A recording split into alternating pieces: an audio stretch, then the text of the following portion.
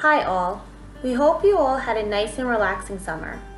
The following presentation from Mental Health Providers of Western Queens is geared to help parents ensure that their child is successful during remote and blended learning. This is a new and challenging time for us all. The following information can help decrease feelings of stress and anxiety and help equip parents with the tools needed to help their child be the best version of themselves, even during this unprecedented time. For those of you who don't know us, Mental Health Providers of Western Queens is a mental health clinic based in Jackson Heights, Queens, with satellite clinics at 13 public schools. We are an active resource within the community and provide services to individuals of all backgrounds. Almost half of the individuals we serve are immigrants from many different countries. The COVID-19 pandemic continues to impact all aspects of our lives. This past summer looked different than most, with many of us staying in and unable to visit family members. We all had to create a new normal. Many of the children that we worked with, regardless of their summer plans, did enjoy the time off from school and having some opportunity to relax. With the school year starting, both children and parents are starting to feel increased anxiety about what this school year may bring.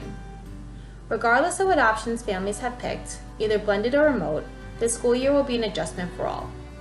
We are here to help with this transition to remote learning and provide you with the tools needed to help ensure your child is successful. Supporting your child through the school year, whether they are engaged in a blended learning model or a fully remote, is going to be stressful. A lot of the stress is related to navigating unfamiliar areas of supporting online learning while also trying to work, care for other children, the home, partners, all while still holding the fact that there's a pandemic going on. As parents, you want the best, safest option for your child. When considering what route to take regarding returning to school or engaging in fully remote learning, it is important to understand that you have options. If you do not feel comfortable sending your child back, you can choose to keep your child home and engage in fully remote learning. Make sure that you understand what option best fits your child and your family. Most schools have sent out their reopening plans via email, Pupil Path, or Jupiter to parents. If you have not yet heard from your child's school, consider checking their website for information or contacting the parent coordinator. You can also visit the New York City Department of Education website at schools.nyc.gov for more information on reopening plans. Getting and staying in touch with your child's school may reduce feelings of anxiety and provide you with a way to express your concerns. Make sure that you have a clear plan entering the school year for what to do if a family member tests positive. Also, make sure that you have a clear plan in place for if the school needs to close and switch to a fully remote learning model. Make sure that you have discussed this plan with your family and others that provide support so that you can all be on the same page as this time comes. It can drastically reduce feelings of chaos and panic when you have already outlined a contingency plan. Make sure to discuss plans for childcare, and if possible, outline a plan with your job should you need to spend more time at home. Whenever possible, it is important to work with your child to develop a routine. Routines give children a sense of security and help them develop self-discipline. Furthermore, routines help children get on a schedule and maintain consistency at home. Routines are going to look different than what we are used to, but that's okay. We just need them to be consistent. For example, children should try to mimic as much of a normal school day as possible when at home. This includes waking up close to the time that they would wake up during a typical school day and engage in their regular morning routine. For students that opted into blended learning, this will help ensure that children will be used to waking up early when they are scheduled to go to school. When possible, parents should have students focus on schoolwork during the hours that they would typically be in school. Parents can work with the students to have all assignments done during the hours that they would be in school. This would include a scheduled lunch break and time during the day for students to take some breaks and stretch their legs. Remember, when children are in school, they are often moving to change classes or during gym class, so allow them to have this time while they are at home. If space permits in your house or in your apartment, try to set a space that allows your child to focus on their schoolwork. Like a classroom, having a constant space in the house can help them increase their focus and limit distractions. When possible, allow your child to make their learning space their own. This can be done by hanging up motivational pictures, vision boards, or even successful schoolwork. Try to keep that designated area free of distractions, such as a TV or other loud noises. If you have more than one child at home, allow them to work together to decide a schedule to use the space that works best for them. Continue with a regular schedule outside of the typical school hours as well. Encourage your child to continue with their interests and hobbies, even if it is remote. There are several resources out there for children to continue to stay active and engage while at home, such as online Zumba classes and virtual art classes. Encourage them to keep contact with peers and classmates. This will help decrease feelings of isolation and allow them to bounce ideas off their peers about what they are learning. This can be done through several platforms, including Google Hangouts and Zoom. Continue to set limits with your child as well. For example, when being home, it is easy for children to get carried away playing video games and talking to their friends till late hours. Continue to set a realistic bedtime for your child and set expectations at home to help enforce these bedtimes, such as no video games after a certain hour.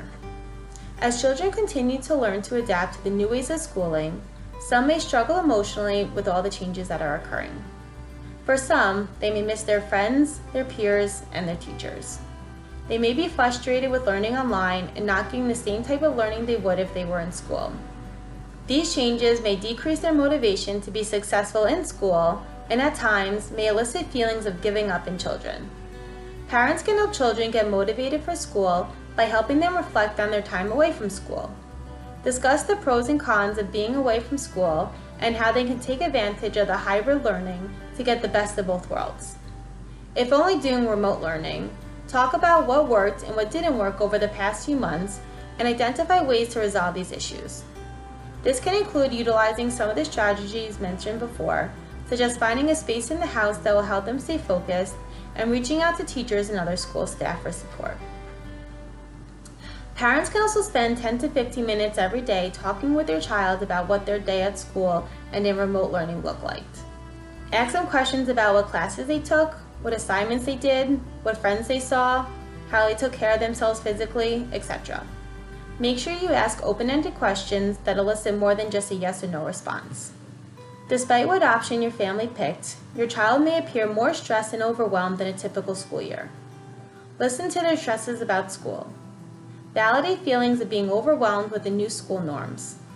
Help them work through this adjustment period by setting realistic expectations and discussing areas of distress and other issues. Remember, it is important to celebrate victories, even small ones. If your child had trouble getting familiar with a new learning platform, congratulate them when they feel comfortable using it. Help your child identify their strengths. Talk about the skills they have that can help them overcome the challenges the school year may bring. Help them set goals for themselves. Talking with them about what they would like to accomplish can help them start recognizing where they need to work hard. Ensure that these goals are realistic in the realm of today's new norms. Practice self-care activities together.